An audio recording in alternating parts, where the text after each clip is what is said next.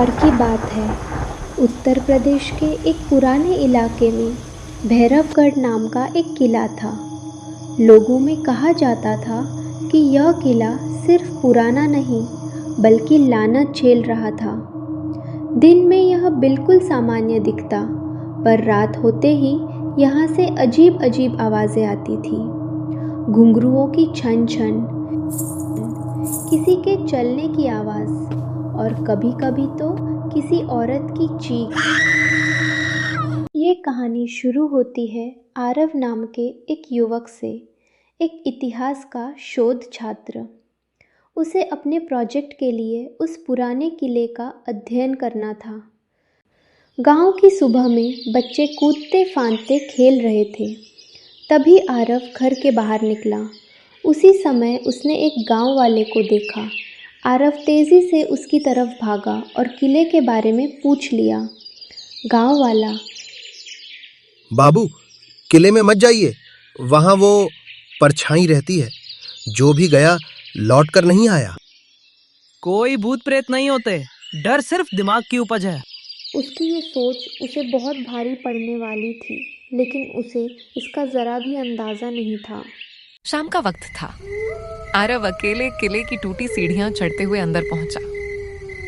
किले के अंदर कदम रखते ही उसे एक बात अजीब लगी। यहाँ ठंड थी, ऐसी ठंड जो बाहर बिल्कुल महसूस नहीं होती थी। वह आगे बढ़ा।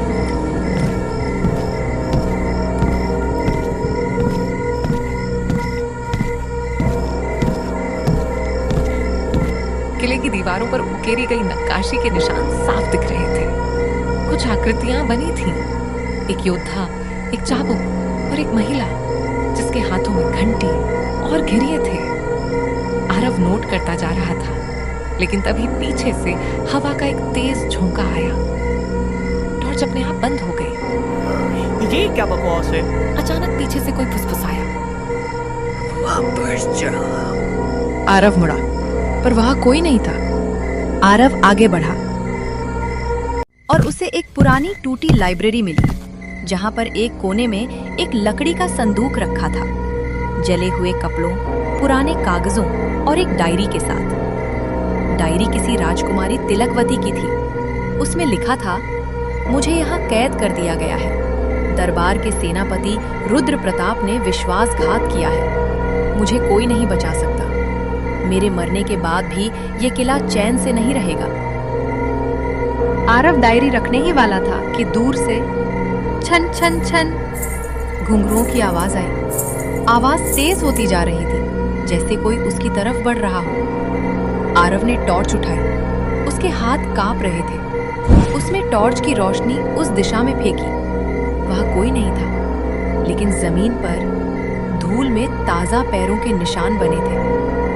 अचानक उसके अंदर की हवा भारी लगने लगी, जैसे किला अपनी सांसें रोक रहा हो। आरव वहां से निकला और किले के मध्य भाग में जाने लगा।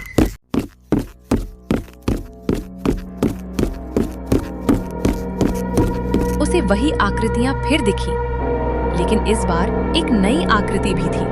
एक काले साए की आकृति जो बाकी आकृतियों के बीच खड़ी थी और उसकी आंखें लाल रंग से उकेरी गई थी।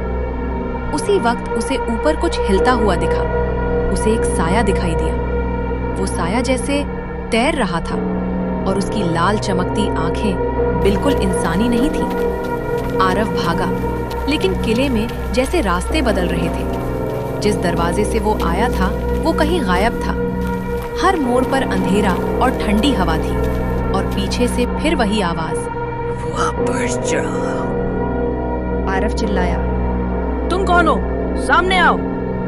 अचानक धुंध के अंदर से एक आकृति उभरी। एक महिला, फटी हुई पोशाक, पैरों में घुंघरू, चेहरा आधा धुंध में छिपा हुआ। उसकी आंखें बहुत गहरी थीं, जैसे सदियों का दर्द उनमें जम गया हो। तुम्हें यहाँ नहीं आना चाहिए था। अब तुम भी इस किले का हिस्सा बनोगे। कौन हो तुम? क्या चाहती हो? महिला ने सिर थोड़ा झुकाया, जैसे कोई पुरानी याद उसे चुभ गई हो।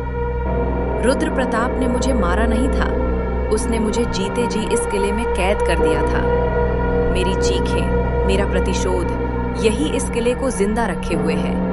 और वो काला साया, वो रुद्र प्रताप की आत्मा है जो आज भी मेरी तलाश में भटकती है। अचानक पूरा किला हिलने लगा। साया तेजी से चौक की ओर बढ़ रहा था। महिला ने आरव को धक्का देते हुए चिल्लाया, भागो, इससे पहले कि वो तुम्हें भी कैद कर ले। और आरव भाग पड़ा, बिना पीछे देखे, जैसे उसकी जान उसी दौड़ पर टिकी हो। सुबह की किरणें फूट रही थीं। आरव किले के बाहर पड़ा था। गांव वाले इकट्ठा हुए। एक बूढ़े ने पूछा, क्या देखा बाबू? आरव ने कांपते हुए कहा, सच? ये सब सच है? गांव वाला बोला, जिसे किला एक बार अपना ले वो जिंदा बाहर नहीं आता। आरव घबरा गया। पर मैं तो आ गया। बूढ़ा धीरे से बोला, कौन कह रहा है कि तुम जिंदा हो बाबू? आरव का चेहरा सख्त हो गया। उसने वापस किले की ओर देखा। वहां बुर्ज पर वही काला साया उसे देख रहा था। कुछ किलों की कहानियां कभी खत्म नहीं होती, वे बस अपने अगले मेहमान का इंतजार करती हैं।